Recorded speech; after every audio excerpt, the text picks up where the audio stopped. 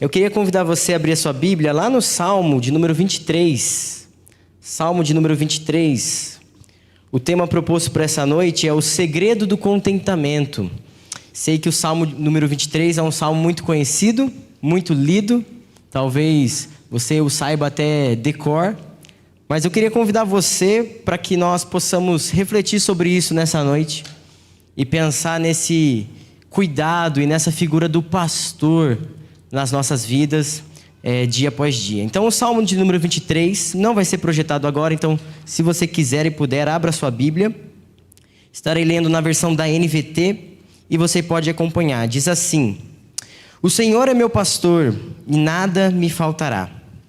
Ele me faz repousar em verdes pastos e me leva para junto de riachos tranquilos.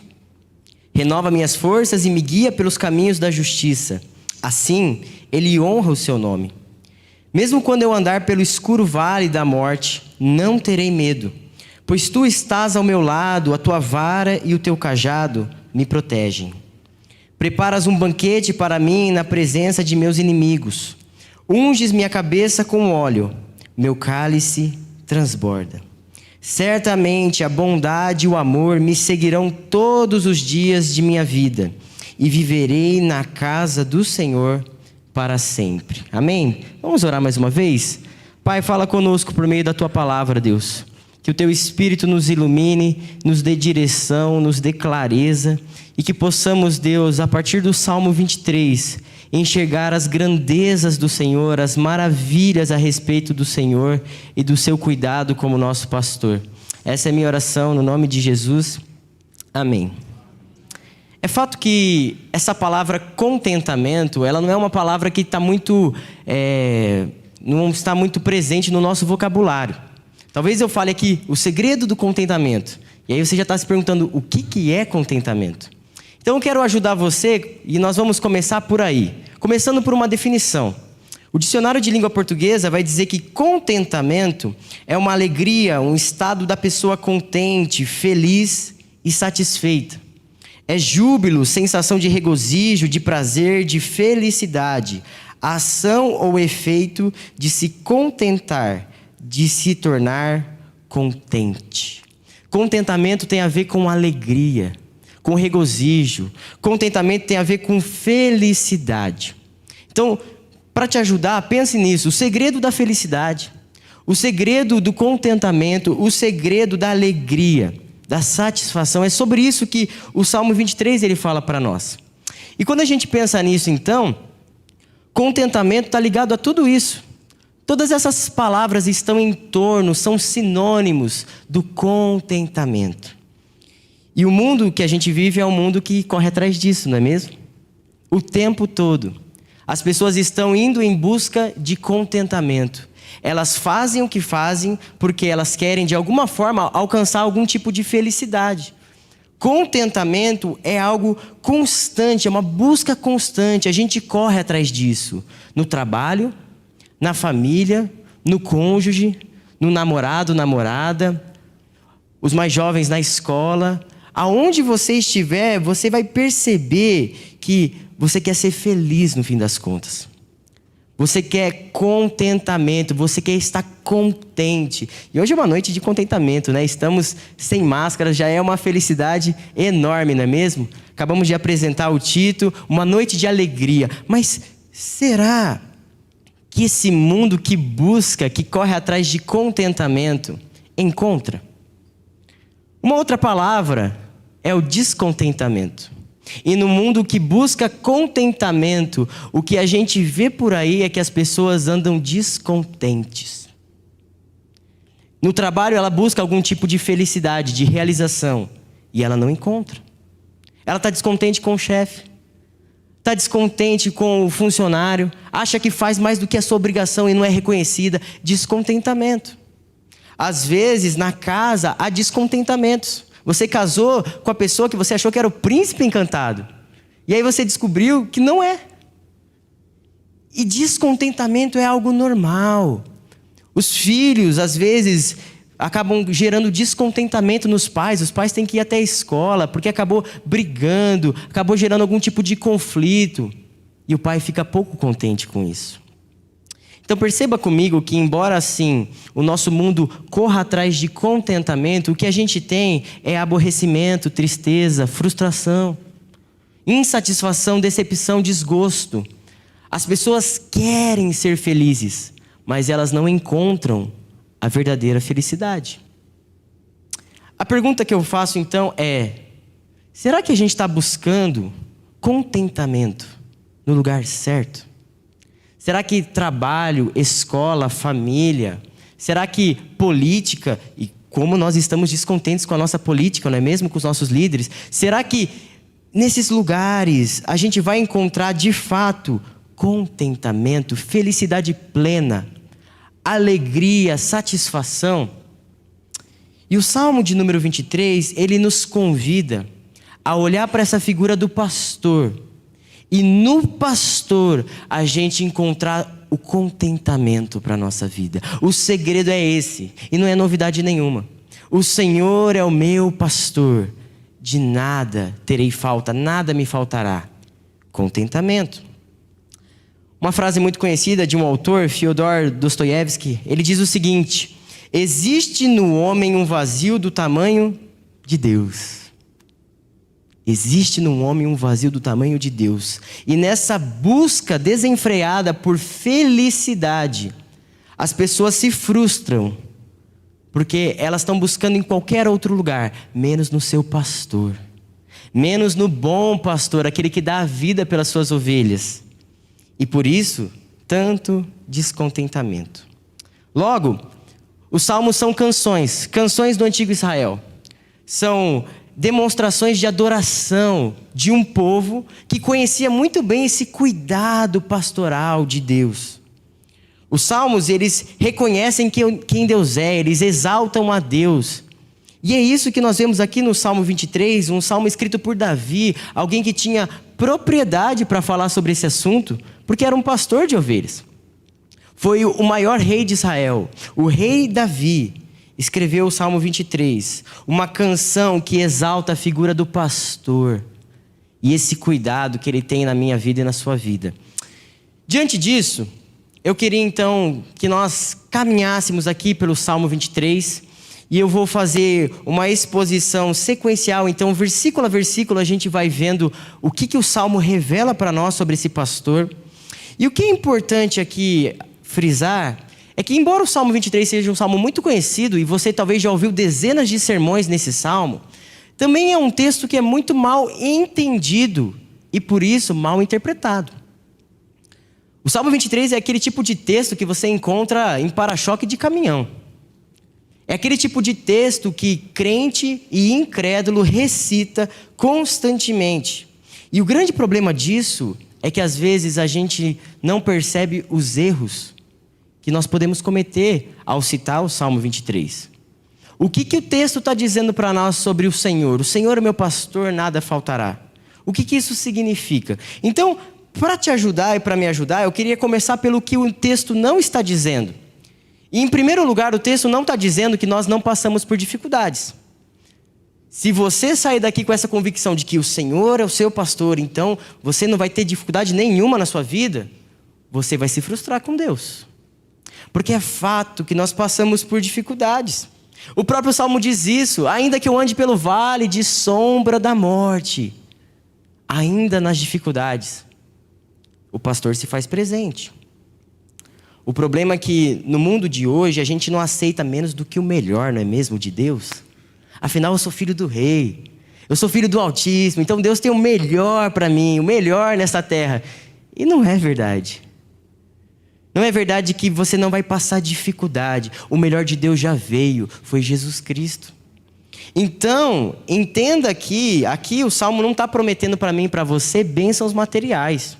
Não é semear com um pouquinho de fé que você vai colher prosperidade pessoal, emocional, que agora no seu trabalho tudo vai florescer, que você vai ser reconhecido, que o seu esposo, a sua esposa vai dizer que você é um bom marido, uma ótima esposa.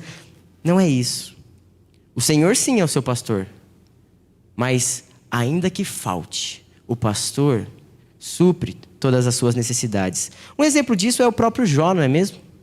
Jó era alguém que sentiu falta de muita coisa, que perdeu tudo, Mas ele sabia: o meu Redentor vive, e por minha causa ele se levantará. O próprio Jesus passou muitas dificuldades.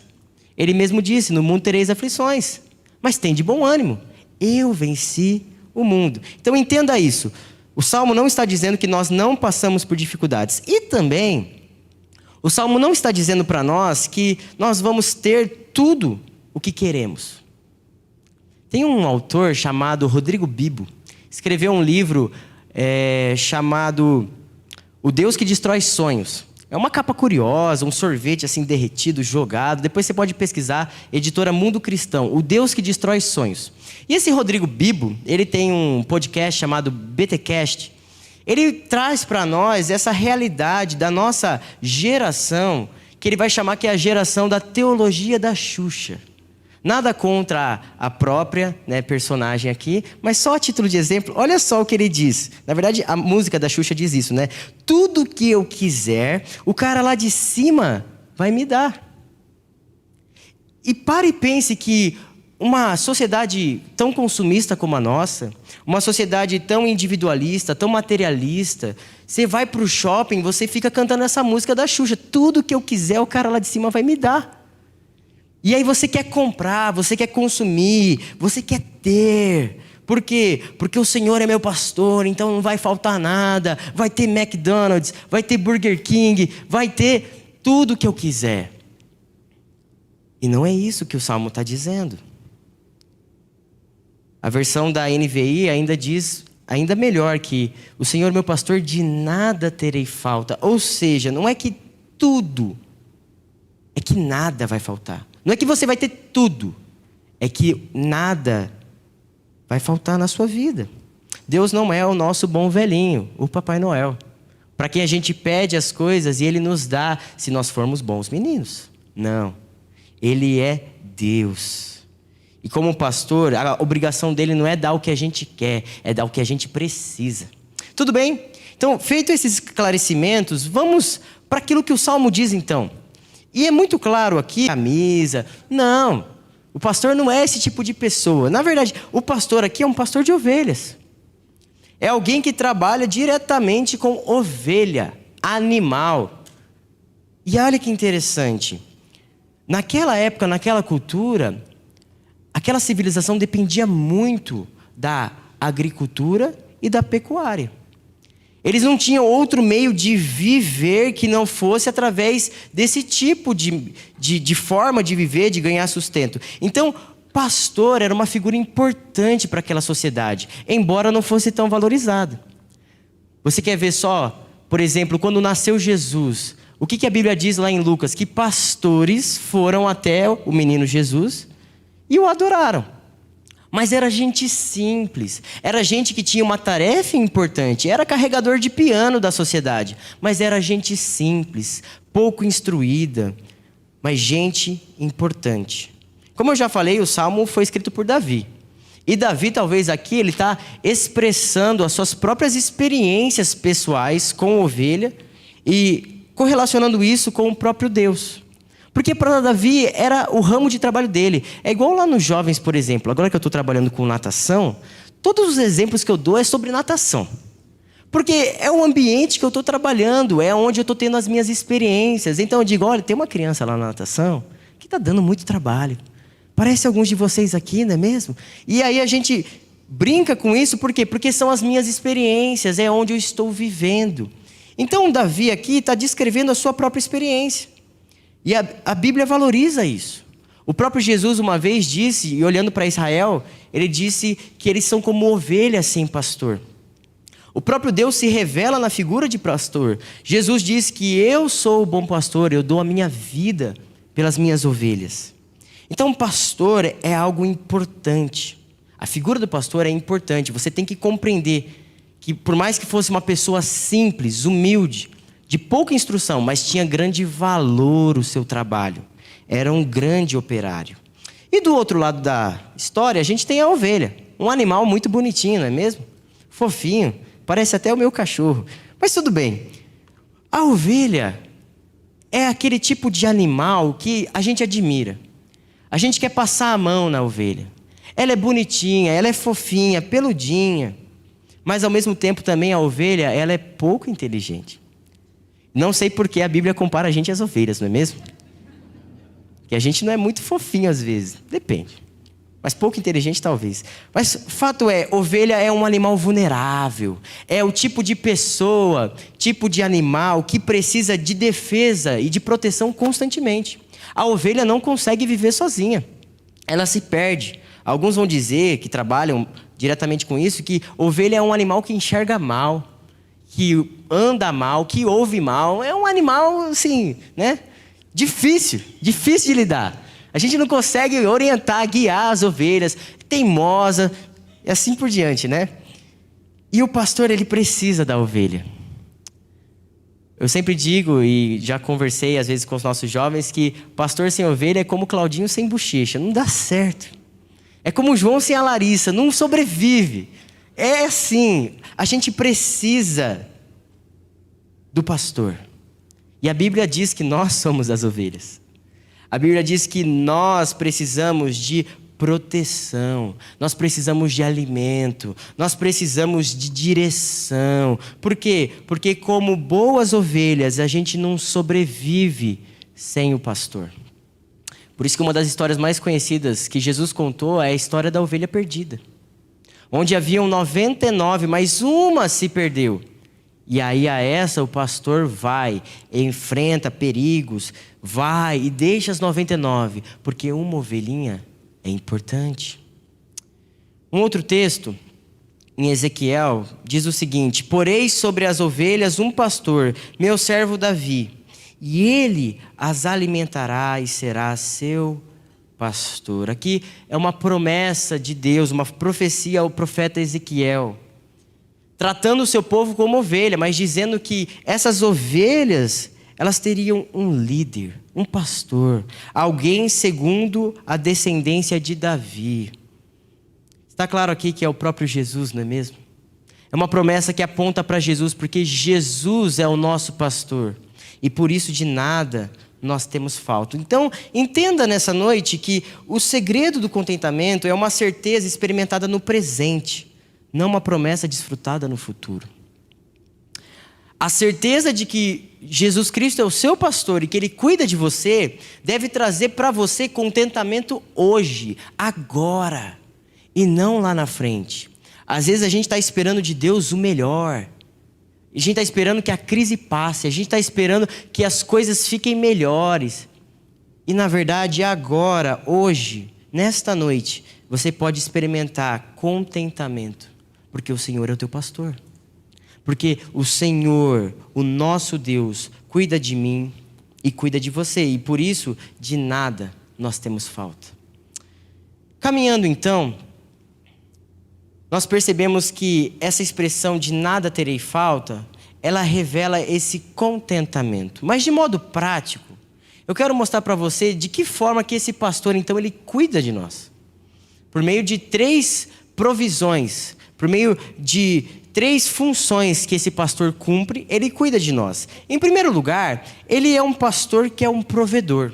E o verso 2 nos mostra isso. Veja comigo, vamos ler novamente. Ele me faz repousar em verdes pastos e me leva para junto de riachos tranquilos. Esse pastor que Davi está falando é alguém que trabalha diretamente com provisão. É aquele que é responsável por conduzir as ovelhas a uma rica e balanceada dieta.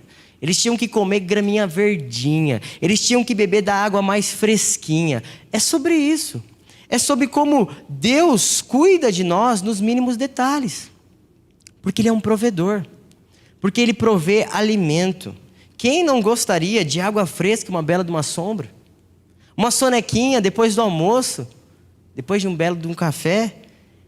E é assim que o Salmo revela para nós esse cuidado de Deus. Que Deus está preocupado com aquilo que é essencial. Com aquilo que nós precisamos. Ou seja, o alimento diário. Você quer ver um exemplo disso? Quando Deus tirou o povo do Egito e levou eles para a terra prometida, como que Deus cuidou do seu povo? Como um pastor.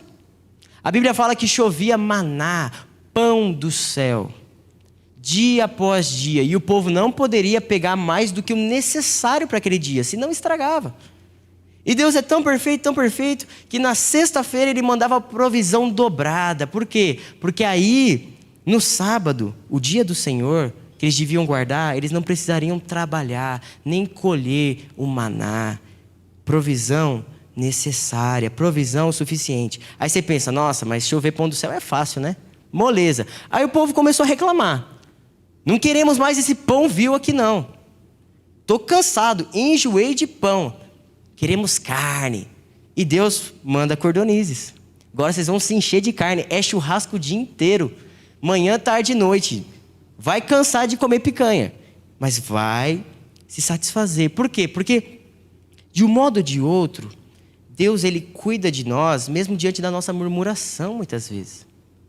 Muitas vezes a gente está reclamando da provisão, a gente está confiando mais na provisão do que no provedor, a gente está achando que Deus não está provendo bastante. E aí o pastor, dia após dia, mostra que Ele está no controle. Eu tenho experimentado, de modo muito pessoal, esse cuidado provedor de Deus. Porque Deus tem feito infinitamente mais do que eu poderia imaginar. Eu e a Lara, a gente casou e as coisas estavam muito assim, apertadas. E a gente preocupado, né? Eu não sou nem um pouco sistemático assim. Como que eu vou pagar as contas? Meu Jesus. Tudo bem. O Senhor é meu pastor. Ele me faz repousar em verdes pastos. Ele me leva junto de riachos tranquilos. Ele cuida de mim. Ele me surpreende. Quando eu penso que vai faltar, e às vezes tem meses que eu olho e falo, não, esse mês não vai dar certo. A gente vai ter que pedir alguma ajuda. Deus surpreende. É o PIS que cai na conta assim, ó. É um piques de um irmão abençoado. É uma maravilha, porque é o pastor que cuida da gente. Mas deixa eu dizer uma coisa. Nem só de pão viverá o homem. Acima da provisão material, Deus nos provê a nossa necessidade espiritual. Por isso que Jesus Cristo é a palavra encarnada. Porque o próprio pastor se fez carne, habitou entre nós, e Ele mesmo diz, eu sou o pão da vida. Eu sou a água viva, quem beber de mim jamais terá sede. Então, mais do que provisão material, no Salmo a gente pode também enxergar uma provisão espiritual da parte de Deus. O maior problema da humanidade, o pecado, Deus resolveu através do pão da vida, através da água viva. Então, meu irmão, minha irmã, confie no provedor. Confie no seu pastor. Eu não sei o que você está passando no dia de hoje, as dificuldades que você está passando. Eu não sei ao certo como que você tem desfrutado dessa provisão e do sustento diário de Deus, mas tenha uma certeza, o pastor da sua vida, ele cuida da sua vida nos mínimos detalhes. Amém? Mas também, o pastor é o nosso mentor. E o verso 3 nos mostra essa segunda face, essa segunda função do pastor. Veja só, vamos ler juntos. Renova minhas forças e me guia pelos caminhos da justiça. Assim, Ele honra o seu nome. A gente já viu que ovelha não é um animal muito inteligente. Ovelha não vem com GPS de fábrica. Elas não conseguem se dirigir naturalmente. Elas precisam de ajuda. E o pastor, ele é esse guia, esse mentor, esse professor, esse tutor, alguém que está sempre guiando e direcionando, como um pai faz com o filho constantemente. Sempre orientando, vá por aqui, cuidado com isso aqui, presta atenção lá na frente. Assim é o pastor. A palavra de Deus diz que Ele nos guia pelos caminhos da justiça. E é assim que Deus faz conosco. Ele faz com que os nossos pés andem pelos lugares que Ele quer. Porque Deus, Ele está preocupado não apenas com a nossa vida, mas com as direções da nossa vida, com as nossas escolhas. Geralmente a Bíblia usa essa palavra caminhos para demonstrar algum tipo de decisão ou escolha. São as veredas da vida, os caminhos. E é isso. Deus está preocupado que as suas ovelhas estejam num caminho justo e reto. Eu sei que essa é a preocupação dos pais que estão aqui.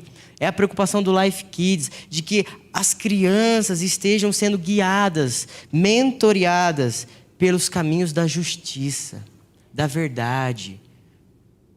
E fato que isso honra o nome de Deus. Isso alegra o coração do nosso Pai. E Deus também provê para nós. Ele provê para nós um manual. Ele provê para nós A Bíblia, a palavra revelada. O Salmo 119, verso 105 vai dizer que lâmpada para os meus pés é a tua palavra, luz para o meu caminho. A palavra que nos guia nos caminhos da justiça. Ela é a ferramenta do pastor para nos direcionar. Por isso que a autoridade de qualquer um que está aqui, neste púlpito, não é a sua própria autoridade, mas a autoridade da palavra. É o que a Bíblia diz que nos leva a viver uma vida justa, reta e íntegra. Então, muito simbólico o Tito receber nessa noite 3 Bíblias, não é mesmo? Porque ele precisa da palavra. O que vai ajudá-lo a guiar a sua vida é a palavra. É assim que ele vai honrar o nome de Deus. É assim que o pastor nos guia. E por isso, meus irmãos, a gente precisa sempre estar atento ao que a palavra diz. Não adianta a Bíblia estar fechada de segunda a sexta e a gente começar, talvez no sábado, a abri-la. A gente precisa constantemente ser guiado pela palavra. Às vezes você está sem direção, você está perdido na vida. E às vezes Deus está lá, direcionando, guiando. Mas você não aceita o instrumento dele, é a palavra. Você lê a palavra e ela te guia. Ela te exorta, ela te corrige, mas ela também te aconselha, ela acalma o seu coração. A palavra te confronta, mas a palavra também te conforta. Tem dia que você sai daqui bravo com o pastor. Poxa, pastor, você está lendo a minha vida. Parece que você está vendo os meus stories no Instagram. E assim, não é o pastor que é um espião, 007. É o Espírito de Deus que usa um homem e a sua palavra para guiar o seu povo. Isso é o trabalho de um mentor. Isso é o que o pastor faz conosco. Jesus Cristo era alguém que conhecia a palavra. A Bíblia fala que desde os 12 anos ele já estava dando aula para os mestres, para os escribas. Porque ele se afatigava na palavra. E quão farto você está na palavra. Quão contente você está com a palavra. Valorize as oportunidades de ser guiado por ela, de aprender, de conhecer, porque é isso que vai nos levar como ovelhas pouco inteligentes ao caminho da sabedoria. Sabedoria é saber viver, e é isso que o pastor tem para nós. O pastor é o nosso mentor, ele é aquele que nos guia. Mas também, uma última função do pastor, o pastor ele é o nosso protetor. Ele não apenas provê, ele não apenas dirige, mas ele também protege. E o verso 4, ele vai dizer para nós: mesmo quando eu andar pelo escuro vale da morte, não terei medo, pois tu estás ao meu lado. A tua vara e o teu cajado me protegem. Como já vimos aqui, a vida de ovelhas não é feita apenas de pastos verdejantes, de águas frescas. A vida de ovelha às vezes é feita de vales de sombra e morte. E esse pastor que dirige a nossa vida, que é o nosso mentor, ele sabe muito bem para onde ele está indo. A gente está saindo de um momento de crise pelo qual toda a humanidade passou e que muitas vezes eu e você fomos tentados a duvidar da bondade de Deus. Se Deus é bom, por que ele não acaba com o Covid? Se Deus é bom, por que eu tive que perder um ente querido? E aqui, eu e você precisamos descansar de que aquele que guia, ele é o mesmo que protege. Ainda no vale de sombras e morte, num vale escuro de trevas, o que a palavra de Deus diz não é que Deus vai evitar o vale. Ele não vai passar por outra rota, ele vai passar pelo vale, mas ele vai estar ali presente. Quantos de nós não podemos testemunhar a bondade do Senhor? Que nesse vale de pandemia, dia após dia, às vezes na UTI, Deus esteve presente. O pastor nos protegeu do vírus, nos protegeu com o vírus, nos guardou na UTI, no leito de morte, quando médicos já não acreditavam. O pastor estava ali, cuidando dos seus. Nós precisamos, diante das lutas e dificuldades da nossa vida, confiar nesse pastor. Esse pastor que cuida de nós, que nos livra do mal. A vara e o cajado demonstram aqui esse cuidado. Quando você está indo longe, ele te puxa. Ele não deixa que você se perca, ele te protege. Eu gosto sempre de pensar, quando eu olho para a doutrina da Trindade, uma das doutrinas que a Escritura descreve para nós, essa presença trinitária de Deus. Se você parar para pensar, o Salmo 139 vai dizer que o Pai, Ele é onipresente. Não há lugar onde a gente possa estar que Deus não esteja. Se eu subo aos céus, tu estás ali. Se desço à profundeza do mar, estás ali também. Não há para onde nós possamos fugir da presença de Deus. Jonas sabia disso. Ele tentou ir para Tarsis e Deus o levou para Nínive. Não há quem possa fugir da presença de Deus. Mas o Filho também, sendo Deus, Ele é onipresente. Jesus falou que até os confins da terra Ele estaria conosco todos os dias. Ele mesmo disse: vão, façam discípulos de todas as nações, batizem em nome do Pai, do Filho e do Espírito Santo, ensinem esses novos discípulos tudo aquilo que eu lhes ordenei. Eu estarei convosco até a consumação dos séculos. Jesus está presente aqui nessa noite. Jesus está conosco todos os dias. E o próprio Espírito, sendo Deus, também está presente. A Bíblia fala que nós somos a habitação do Espírito. A Bíblia fala que o Espírito de Deus é como um selo. Ele está sobre a nossa vida. Ele nos guarda e nos protege. Ele nos guia. E isso mostra esse cuidado e essa proteção trinitária. Um Deus perfeito cuida de você perfeitamente. Ele não perde o controle. Ele não se esquece. Ele está com você todos os dias. E o Salmo 121 nos lembra disso. Ele não deixará que você tropece. Aquele que o protege não cochilará. Aquele que guarda Israel não cochila nem dorme.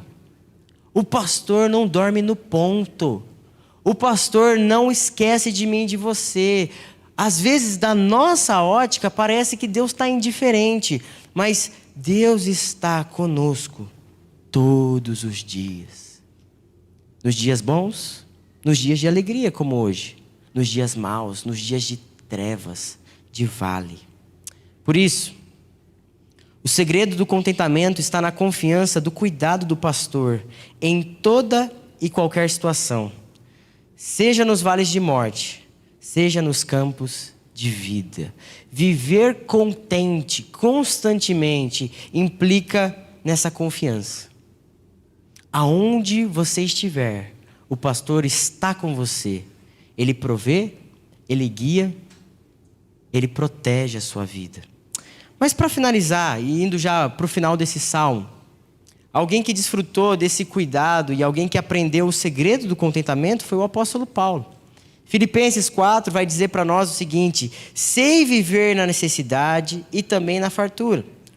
Aprendi o segredo de viver em qualquer situação, de estômago cheio ou vazio, com muito, com pouco ou com muito. Posso todas as coisas por meio de Cristo, que me dá forças, ou tudo posso naquele que me fortalece. Esse é um outro texto também muito conhecido. Frase de caminhão. E mal usado. Eu e você devíamos ter pavor de citar esse texto. Porque isso quer dizer que você aprendeu então a passar fome e a viver com os banquetes. Você aprendeu a viver desempregado e aprendeu a ter um bom emprego. O segredo do contentamento está nisso. De saber que independente da circunstância, o pastor está lá. Tudo posso por meio de Cristo. Porque Ele me dá forças. E assim o Salmo termina. O Salmo termina no verso 5, mostrando para nós uma outra realidade. Agora não é mais o pasto, não é mais o pastor e a ovelha. Agora é um banquete real. E Davi também tinha autoridade para falar sobre isso. Ele termina dizendo: preparas um banquete para mim na presença de meus inimigos. Unges minha cabeça com óleo, o meu cálice transborda. E aqui, Davi conclui esse salmo, mostrando para nós que eu e você, nós temos uma conquista incondicional. O que isso significa? Significa que nós somos vencedores e que isso não depende do que nós façamos. Porque aqui, esse banquete que é descrito na presença dos inimigos, ele demonstra para nós algum tipo de vitória. Porque o rei, ele não estaria com os seus inimigos se a guerra já não tivesse sido vencida. A gente está vendo aí o que é o caos de uma guerra, não é mesmo? Acompanhando o que tem acontecido na Europa. Mas fato é que quando o rei se senta num banquete e os seus inimigos estão à sua volta, isso mostra que agora há paz no reino. Isso mostra que agora há vitória. Isso revela para mim e para você de que Deus, Ele cuida de nós e nos dá uma conquista incondicional. E esse é o Jesus Cristo que nós professamos. Aquele que viveu, que morreu, mas que ressuscitou. Jesus venceu de uma vez por todas o pecado. Jesus venceu a morte. Jesus é aquele que está à direita de Deus Pai. E agora eu e você temos vitória, não no que fazemos, mas no que Jesus fez. Por isso que somos vencedores. Somos vencedores porque somos filhos daquele que venceu. Somos vencedores porque Jesus venceu de uma vez por todas o pecado, a morte, a destruição. E agora Ele nos convida ao banquete. São as bodas do Cordeiro. É o banquete real quando eu e você como igreja formos recebidos diante da presença de Deus. É esse banquete. É isso que nós podemos celebrar como conquista. Jesus triunfou e por isso nós iremos triunfar. Jesus venceu e na sua vitória nós temos conquista. Mas também, Ele mostra esse cuidado mais uma vez incondicional. Ele termina com uma certeza: certamente a bondade e o amor me seguirão todos os dias de minha vida. Certamente. Ele começou com uma certeza: o Senhor é o meu pastor. Ele termina com uma certeza: a bondade e o amor me seguirão, ou melhor, me perseguirão todos os dias. Independente. Às vezes você tem vivido uma vida pouco digna daquilo que Jesus fez por você, uma vida de pecado. Às vezes você está esquecendo do seu pastor, está vivendo uma vida totalmente contrária, está sendo uma ovelhinha rebelde, uma ovelhinha trabalhosa. E aqui a gente lembra que esse amor que o pastor tem por nós é um amor incondicional. É o recede de Deus, ou seja, é o amor pactual fiel, é uma aliança incondicional que na cruz Ele construiu comigo e com você.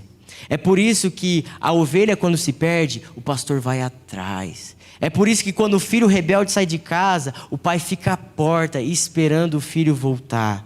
Porque Deus tem uma aliança e um cuidado comigo e com você incondicional. Ele cuida de nós. Saiba disso, Ele cuida de nós. Apesar dos nossos pecados e mazelas, Ele cuida de nós. Apesar das nossas fragilidades, apesar das poucas vezes que queremos orar, as poucas vezes que queremos ler a Bíblia, o cuidado dEle é incondicional. E por isso, a comunhão também é sempre presente. Por isso o Salmo termina: viverei na casa do Senhor para sempre. Nós cantamos aqui: o amor de Deus é eterno, o seu amor dura para sempre. E nós temos essa possibilidade de, na casa do Senhor, no novo céus, na nova terra, viver na nova Jerusalém, com esse Deus, com esse pastor que cuida de nós, que nos ama e que nos dá muito mais do que nós poderíamos merecer. Amém? Então, para refletir e praticar, duas lições finais. Em primeiro lugar, Jesus é o bom pastor que dá a sua vida pelas suas ovelhas. Você já tem um relacionamento profundo com Jesus? Talvez nessa noite você tenha que refletir sobre isso e responder essa pergunta. Jesus é esse pastor, Ele deu a sua vida por você. Você já tem esse relacionamento com Ele? Você já entregou a sua vida a Jesus? Você já pode aqui sair com o coração sem peso, sem culpa, consciente de que esse pastor cuida de você? Eu tenho aprendido que quando se trata de viver com Deus, sempre dá para ir um pouquinho mais. Talvez você pense assim: não, João, eu já sou crente há anos. Eu vou mais tempo na igreja do que você tem de vida. Tudo bem. Mas como que está esse relacionamento? Porque é muito fácil a gente viver na superficialidade. De vir ao culto, vir à escola bíblica, ao Life Educa, de acessar a internet lá em casa, mas não fazer diferença na nossa vida. É uma vida religiosa, não é uma vida de piedade. Então pense sobre isso. Você já tem um relacionamento profundo? Você está indo mais fundo com esse Jesus? Com esse pastor? E por fim, o pastor tem tudo o que precisamos e nos dá mais do que merecemos. Quão satisfeito você está em Jesus? O segredo do contentamento é esse: se satisfazer no pão da vida, se alegrar na água viva. Então, não há problema maior do que Jesus. Não há nada que você possa olhar e falar assim: poxa, João, eu não estou contente com isso. Aprenda a viver contente, porque o pior já passou. O pior que podia acontecer comigo e com você já passou, a morte. Mas agora a gente tem que, dia após dia, redescobrir essa satisfação. E John Piper diz isso: quanto mais nos satisfazemos em Deus, mais Ele é glorificado em nós. O nosso Deus quer que nós nos satisfaçamos nele. Amém?